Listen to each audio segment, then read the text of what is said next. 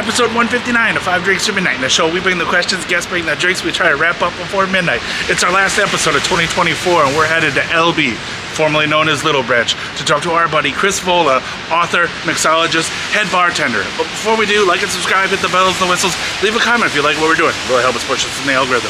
Let's get started. Thanks.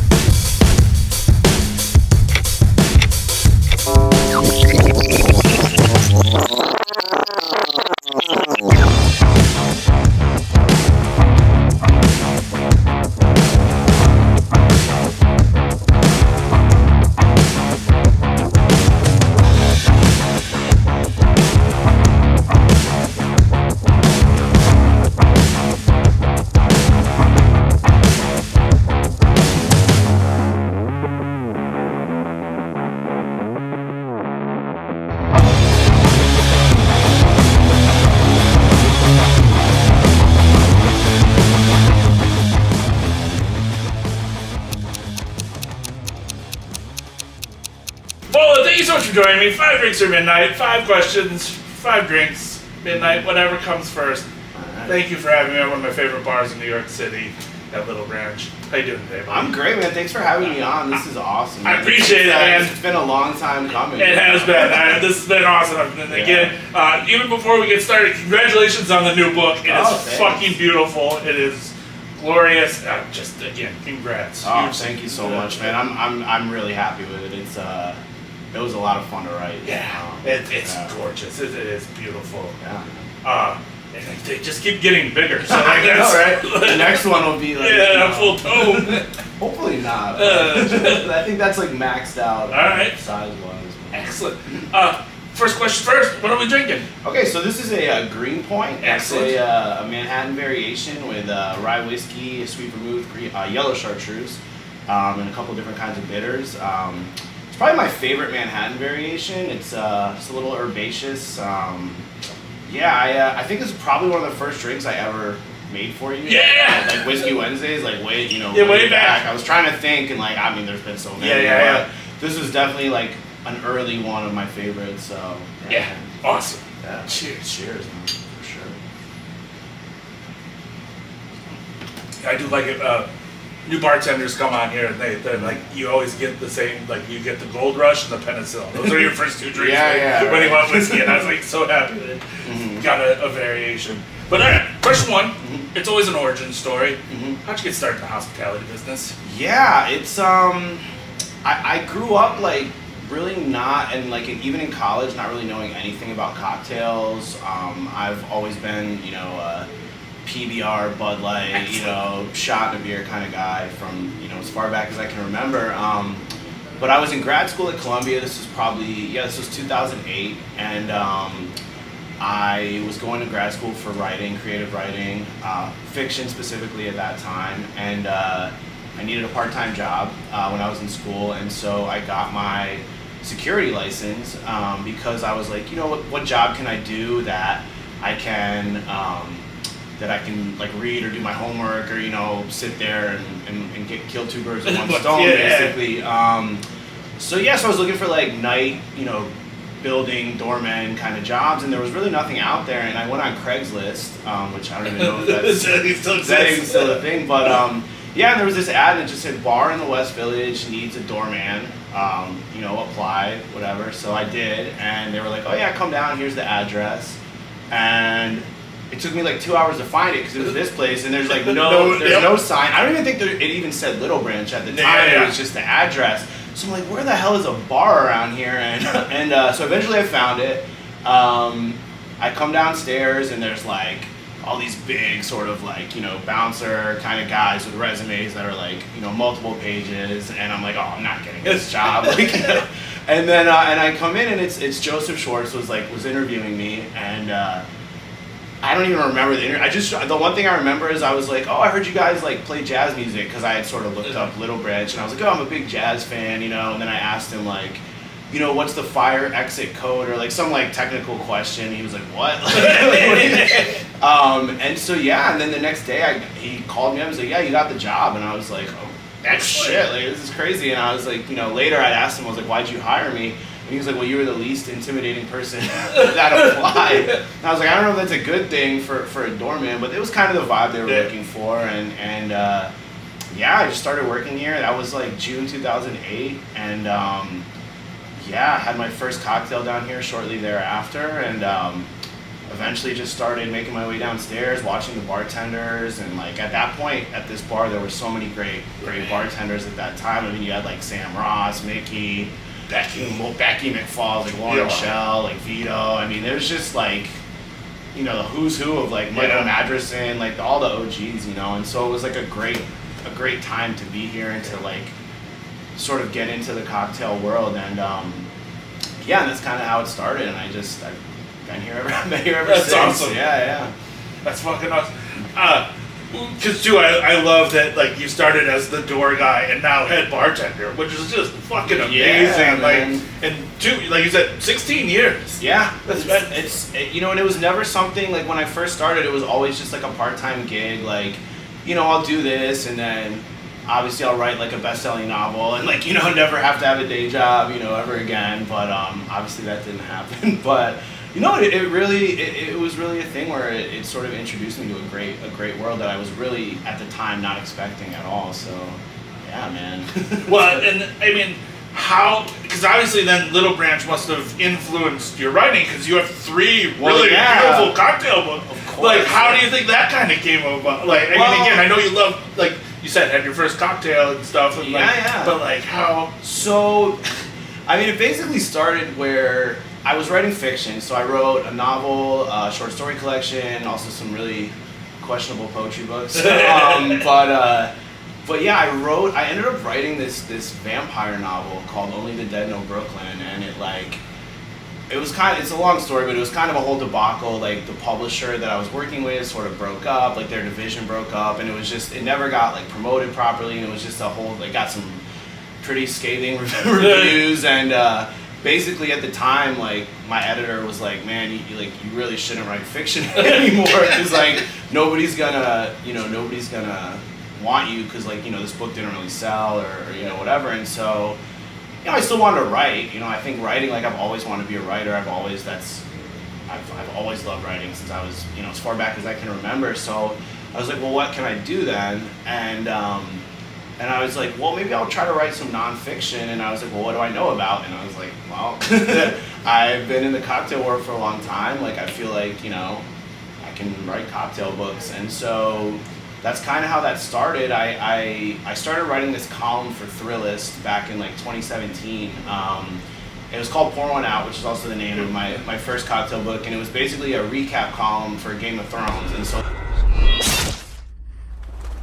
for every episode of Game of Thrones for that season, I think it was like season 7, whatever characters died, I would like cheers to their memory like, with a cocktail that sort of like related to their character or whatever. And that's kind of how it started. And then I was like, oh, like why don't I try to write a whole book about this, and using many different TV shows. And so I got an agent, and she was really into it, and yeah, we went from there. Awesome. And yeah, I got the first book deal and been writing cocktail books ever since. It's fucking awesome. Yeah. Pour One Out is still one of my favorites because it's still like the death of the TV show characters. It's a fucking brilliant idea. Like that was a lot of fun. A lot of TV. I basically sat in front of on the couch in front of the TV for like 6 months straight, but it was worth it. I mean, can't really go wrong. You're like that dude from PCU where he was watching Exactly. He's finishing his senior thesis. Pigman is trying to prove the Caine-Hackman theory. No matter what time it is, 24 hours a day, you can find a Michael Caine or a Gene Hackman movie playing on TV. Oh, man, yeah, for sure. Oh, fuck. Well, there we go. That's question one, so cheers. Yeah, man. Thank you. Cheers.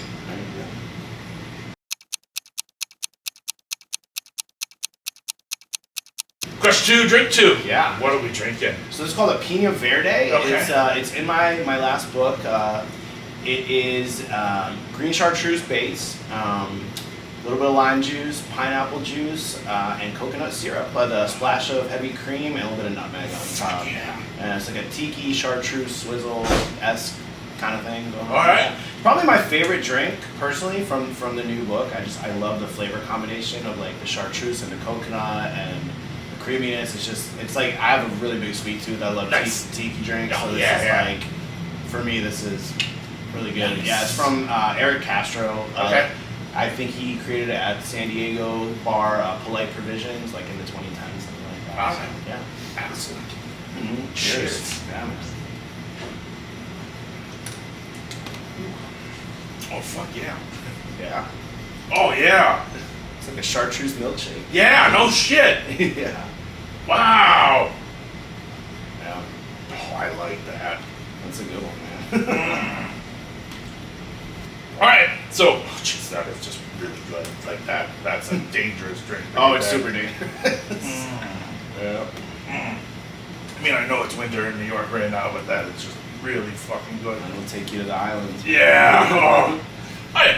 So, your books balance on pivotal, like cultural points and pop culture. Mm-hmm. How does that affect you when you're writing? Like, what's the process of like research?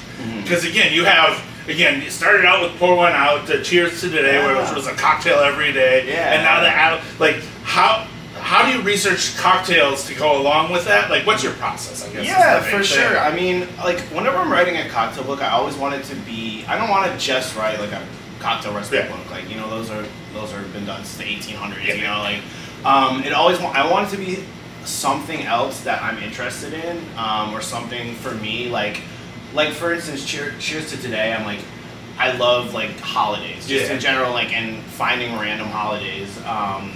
Pour One Out was TV characters. I love TV shows, and like Cocktail Atlas is my favorite just because I've always been such like a geography nerd as a kid. I was always like looking at actual atlases, back in the day when you had to like go to the library and like look at books, Yeah. Just like scouring maps and just like, I mean, for me, that's, I love that kind of stuff. And so I guess my process is first find something that I want to write about. Okay. And then the research is always different for each one. Like, I would say like for Cheers to Today, like finding a holiday for every day of the year there's databases online. It's a lot of online research to start, definitely, for all of them, where, you can look at, there's like 20 to 30 holidays like for every single day of the year. And, some are easier to find, like, the holidays that are like National Whiskey Day or National Daiquiri Day or whatever. Some of them wrote themselves. But for choosing a drink, you wanted a holiday that would be conducive to a certain drink. So like if there was a drink that I have in my head, or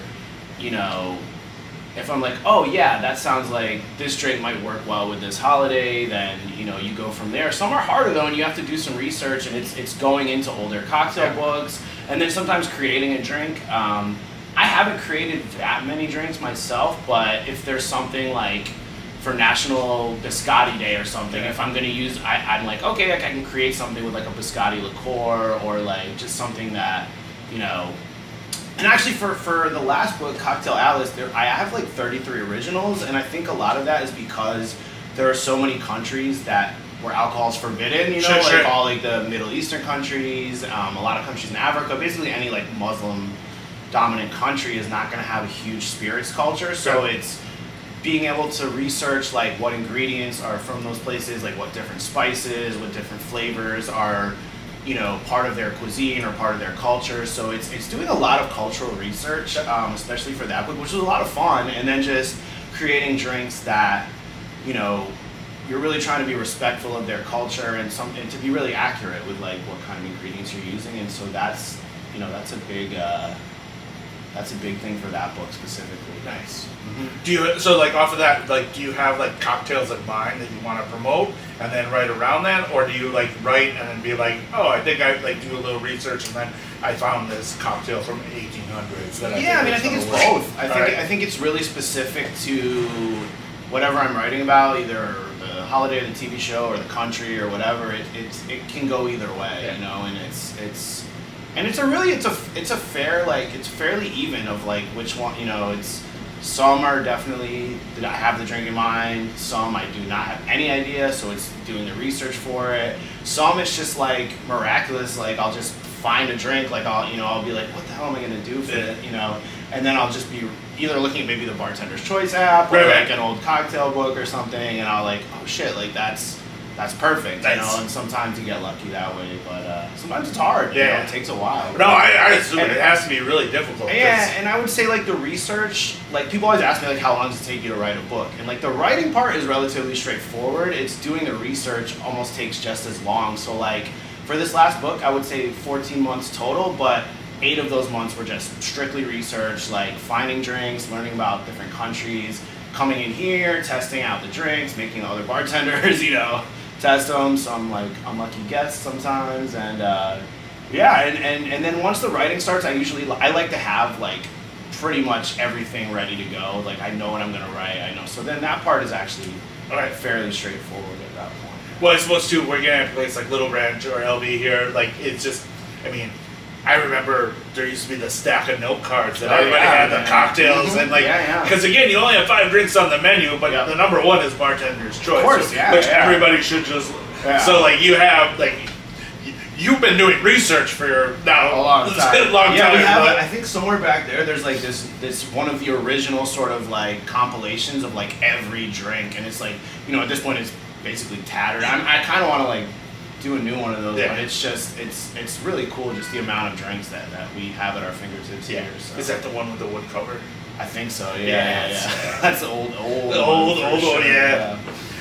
And then too, I know you like to travel when you write your books. Where, like, why do you like going to Iceland and like Norway and stuff like that? Like, I you know, it's great. I love New York City. Like I love being in the city. I love the craziness of it, but sometimes, I mean, you just need to get out into like a very quiet space. So, like I've done writing residencies at places. One of them's an island where like 6 other people live, like in the Arctic Circle in Norway. Another one was like a village in Iceland where there's like 200 people, and it's, you know, the ability to just really immerse yourself in what you're doing, and there's no distractions. Like one of the places, like the Wi-Fi only worked in like a 20 square foot like area, so like you really were just you and the laptop or you and the notepad, and it's just amazing to be able to turn everything off and just focus on the book. And it's refreshing too, just like mentally, just physically, just being out in the fresh air, and it's just nice to get out. And you know, there are definitely residencies like in upstate New York. Like I don't know why I'm choosing to like go to these like. No, but they're beautiful. Like, for sure. And I particularly love like the Nordic countries. I don't know, something about it. It's just the nature. It's just it's gorgeous, and it's really inspiring to me in a lot of ways. And it's just nice to be able to get out to some of those places. Yeah. Awesome. Do you have like a dream place of where you want to write a book? Man, that's a good one. I mean, honestly, I love Iceland. Like this, like I'm going there again in January. It'll be my 7th time, which is like pretty crazy to think about. But yeah, there's one town in Iceland called Settisfjordur. I don't know if I'm pronouncing it exactly right, but it's basically like Iceland in a miniature. There's like fjords, there's waterfalls, there's a glacier. It's like there's like everything that's great about Iceland in this one little town, and it's like. They have like a sushi restaurant there, but it's like there's actual stuff there too, unlike some of the places I've been. But it's just, to me, it's just the most beautiful place. And like, they do have a residency there, but they're closed until like 2026 or 2027. So that hopefully will be the next one. That's awesome. Iceland right now is having that weird magnetic storm with like everything's going. And so the crazy thing, I've gone there twice specifically to try to see the Northern Lights, and I haven't seen them ever. So like, wow. I'm like, what the fuck, man? So like, so the next time I go there, I'm really hoping with all the crazy stuff that's going on. No, you'll definitely. I think so. I mean, I'll be there for 3 weeks, so like, yeah. I mean, hell, we saw him this year in New York, so like you can be. We saw him in like Mexico. Yeah. Is there a cocktail from pop culture or fiction that you would like to replicate in real life? Ooh. Man, I think I have done that. So butterbeer from Harry Potter. Okay. I did a version of it in Cheers to Today, but that's definitely one that I would like to maybe try again. Okay. I mean, I like the recipe that I did, but to make it like a little, I don't know. I mean, what fictional drinks are there? I don't know, but like, yeah, I keep going back to like everybody goes back and Archer, like he always recreates like so many weird cocktails from Archer, but. You have to try this. Hot cocoa, dark creme de cacao, hint of creme de menthe, and peppermint schnapps. I call it a peppermint patty. Here, I don't know if there's something that out there that like. Yeah, I don't know actually. Or even from history, like if there's like you said you love tiki, so like the one thing that like we interviewed Beach Bum Barry and he recreated like a lot of old school recipes. Yeah. Is there like? I mean, again, like I think I've done that in some of the books. Like there's some of the old tiki drinks. Like there's one called the Samoan Fog Cutter, which is for Samoa and the Cocktail Atlas, where I took the original recipe and kind of modified it a little bit, and I think I hopefully made it a little more palatable for like a modern sensibility. Very I don't nice. know, but off the top of my head, no, I can't really think of anything. All right, awesome. I'll have to, but that's an awesome question. No. I would love to actually. Now I'm gonna like keep an eye on like weird cocktails and stuff. Yeah. All right. Well, that's question 2. Sweet. That's a fucking delicious drink. So cheers.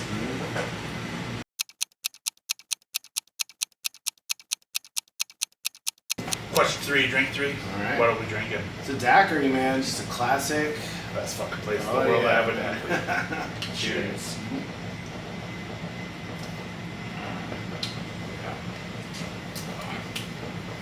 Cannot go wrong with this one. Nope. That is. Oh man, the classics, the 3 ingredients. I mean, those are keep it simple, man. Yeah. So doesn't get much better. I agree. But all right, so question 3. Yep. We call this our talking shit segment because we've had 3 drinks. All right. So, what is your biggest pet peeve about both the hospitality industry and the writing community? Oh God, where do I start? Again, not looking for like nothing serious, but it's just more of like. Yeah, I mean, I think with hospitality, like. It's interesting because I started in 2008, right? So it was a totally different time, like the social media aspect of things. Like smartphones were still sort of in their infancy, and I feel like now social media has made things so like again, like a daiquiri. It's a great drink to have for this because it's it's nothing flashy, but I feel like people want like these like everything's about flashiness, everything's about the visual component of it, and like. I see so many people that are like, oh, that drink looks cool, like, let me, they want to take a picture of it, but they don't know anything about it, or like, and it's kind of annoying, and just like seeing like, just people at the bar just taking a million, which is cool, like, take pictures of the drinks, like, no problem, but I think like, that aspect of it, where before it was really about like, people coming in that really wanted cocktails for the flavor, for their, it wasn't to just like make their Instagram look cooler or like whatever, and it's just, you see a lot of that now. So that'd be something that's kind of annoying. But, I agree. No, I agree. Well, I think, like, again, we lead with our eyes, whatever, but like, again, especially like a place like here, you come here for a daiquiri, it means something extremely special. Well, of course. And like there's such a history behind it, and Sasha and everything. I mean, that was... that was his favorite drink, and I still remember like one of like my first or second bartending shifts. He came in here, and it was like, which is already like a terrifying enough like prospect, and guys, I remember he made me make 6 in a row because he would like I would make one, he'd try it, be like just a little bit off, make me another one, make me another one, make me another. Meanwhile, he would drink all the time. But and then I remember I finally got it right on like the 6th time for like but that just shows you that even a drink that's like 3 ingredients, it's so hard to get perfect. Like I still don't think I've ever made like the most like a perfect daiquiri. I've gotten close, but like. You always need to be striving, and for me, I think that for me is like hospitality in a nutshell. Is like, I'm not as concerned about the customers. I'm more concerned like I want to make every drink as perfect as possible. It's sort of like Jiro dreams of sushi. Like I want I've been making the same drinks for 16 years. I want to make them for another like 20. And I know that if I make a drink. I put in that effort and I try to make it as good as I can possibly make it, then the customer's going to be happy, and then all of that will kind of follow. And so that's, that's my philosophy. It doesn't have to look, there doesn't have to be like fire shooting out of it or like, whatever. Yeah. No, I agree. But like, I think it's for me like important to perfect like the classics to me are they're classics for a reason, and that's why I love working at this place where like we focus on the classics. It's not, innovation is great. I have no problem with like, infusions and milk punches, all this crazy stuff, which is great. I mean, that has its place, but for me, I just really am all about just the classics. Yeah, for sure.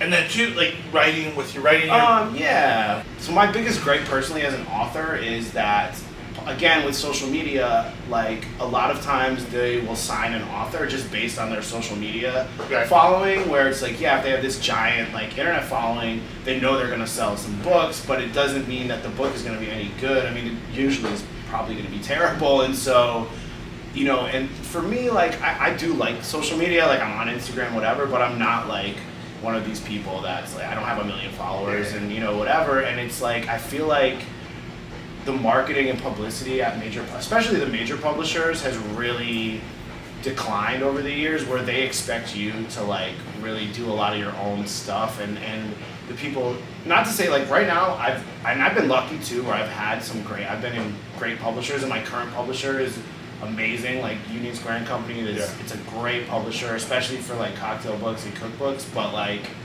I think sometimes like showers. When writing, do you have like, are you writing for people like me, or are you writing for people like you?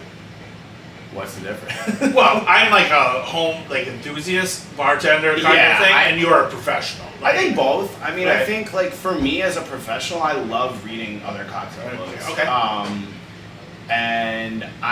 But when I'm writing, it's definitely like I'm writing for somebody that is going to be making drinks at home, for sure. So like, there are times where I've wanted to do a drink, but it's so complicated in the book where I'm like, the average person is not going to be able to like, or want to like find these ingredients and, figure out. Some people will, but like, I think about like my parents' friends who are like, they're going to give the book to them, and some guy like Ed from Connecticut who's going to like, fuck it. Yeah, exactly. No, but sorry. Well, fuck it. No, yeah.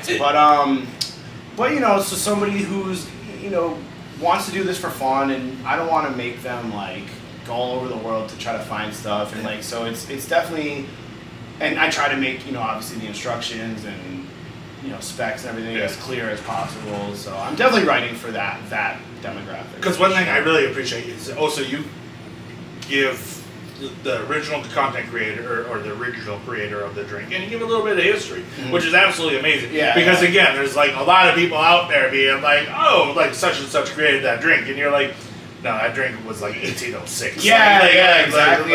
And that's important too, because there's so, and especially in cocktails, and I'm sure in food and all that kind of stuff, there's so many like competing like origin stories for drinks and everything, and you try to be as accurate as possible, and that's just part of the research that goes into it. Nice. Yeah. Well, there we go. Cool. We didn't even talk that much shit. So, question 3 done. Keep that off camera.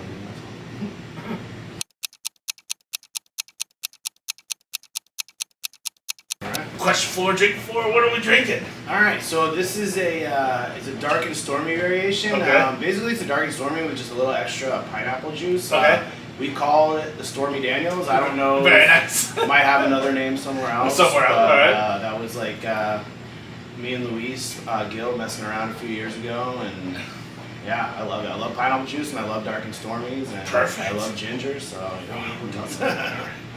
Cheers.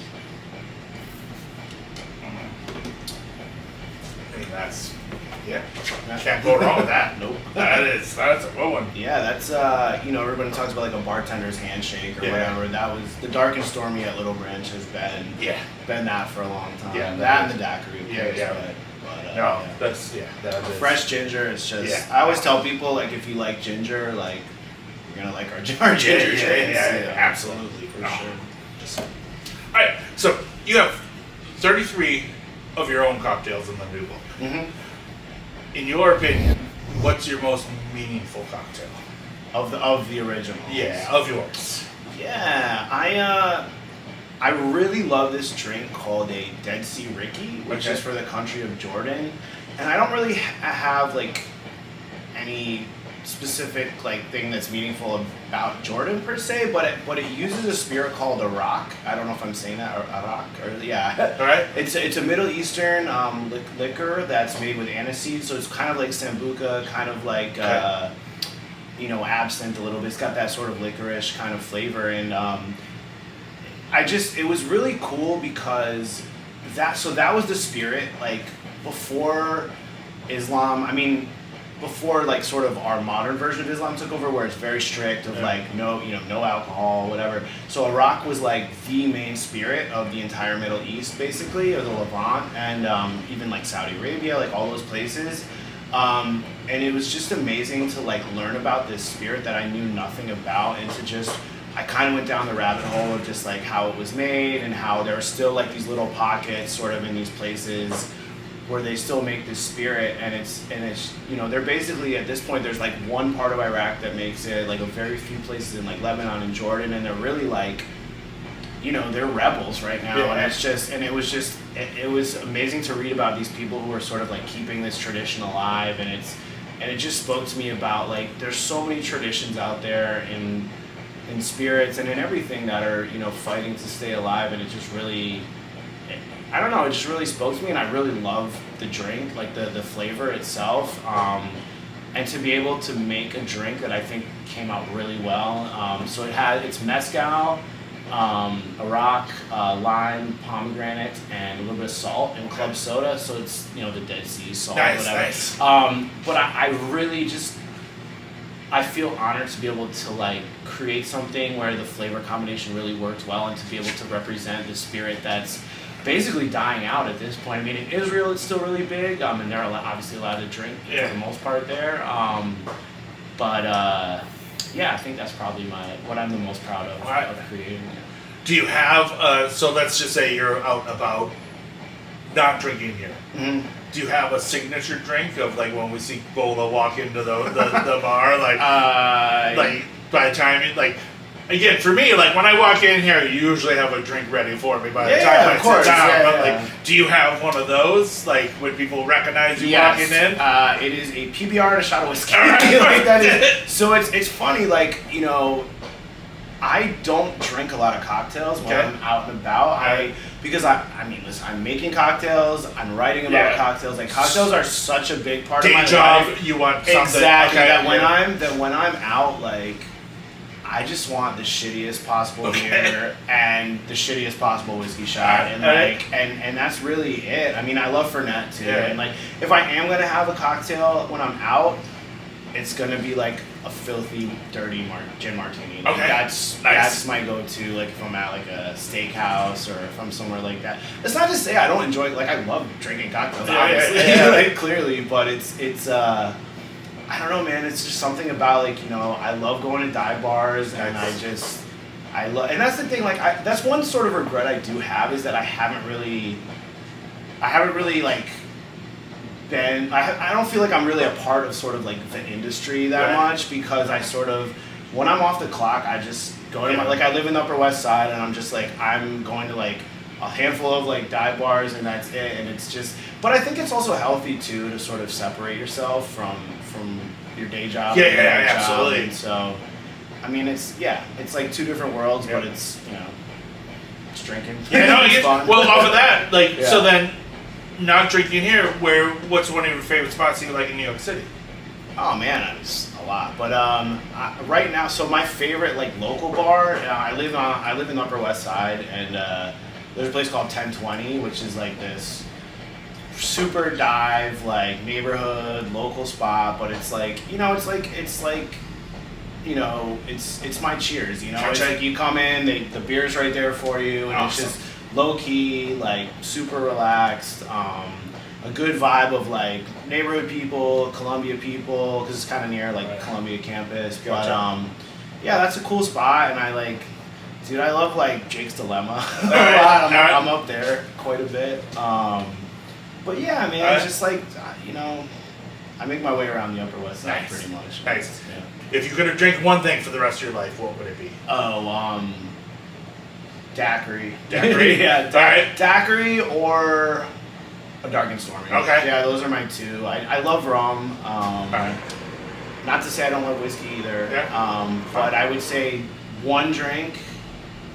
Yeah, probably Dark and Stormy. Dark and Stormy? Yeah, like one of these these are- probably. yeah. Yeah, man. I love ginger, and it's just like it hits the spot. Nice, It like nice. warms you up in the summer, or warms you up in the winter, or cools you down in the summer. Yeah.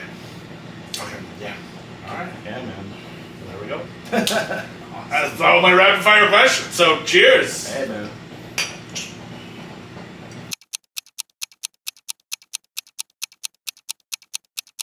Question 5, drink 5. Oh shit. Last drink of the night.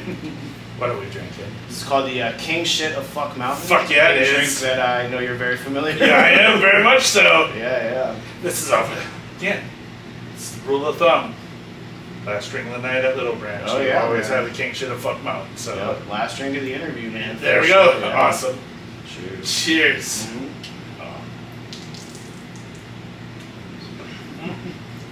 Oh, yeah, this is. That's. No. Alright, so question 5 comes down to flip of the Whiskey Wednesday coin. You can flip it, you can spin it, you can do whatever you want. The coin will give us the answer. So I'm going to give you a new coin Oh boy. that just came out. Yeah, dude. A little Kraken action. Yep, so that's our Scottish coin. So it's all about, there was an Irish pirate from Ulster that would sail over, rape and pillage in Scotland, and one day he came across the sea witch, she got sick of that, so she summoned the Quarterdecan, which is the 3rd largest natural forming whirlpool in the world. It actually does exist, so it's off the coast of Scotland, Sweet. and she sank his ship. So the whole thing is the fuck no is the ship sinking, the fuck yeah is the sea witch. But question 5, and again, you don't have to answer. It's just a silly question to answer. But question 5: is it true you're already writing a new book? That is true. Yeah. Yes, that is true. The next book is called Drink One for the Team. Okay. It's sort of following the theme of my other cocktail books. It's going to be pairing cocktails with sporting events. So, Nice. like some of the biggest global sporting events in the world. Everything from like the World Cup to the Masters to like the Chinese Dragon Boat Festival. So yeah. it's, to the Nathan's hot dog eating contest. So actually, I'm working on a drink right now that uses hot dog water. Okay. So that'll, Fuck yeah. It's called the Frank Collins. All right.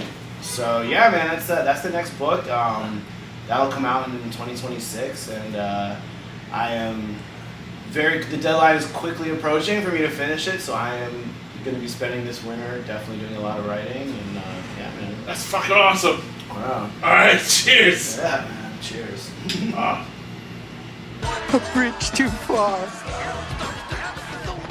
Kane and Hackman in the same movie together. This is my thesis, man. This is my closing arguments. I couldn't stop watching TV. Well, that's 5 drinks down, 5 questions answered. Vola, Dude. till we can drink again. I know it'll be soon. I wish you the happiest of New Year's, and I'll see you on Wednesday. Yeah, But man. yeah, like, Thanks for having me. thank you, man. I really appreciate your time. So, I appreciate you. thank you.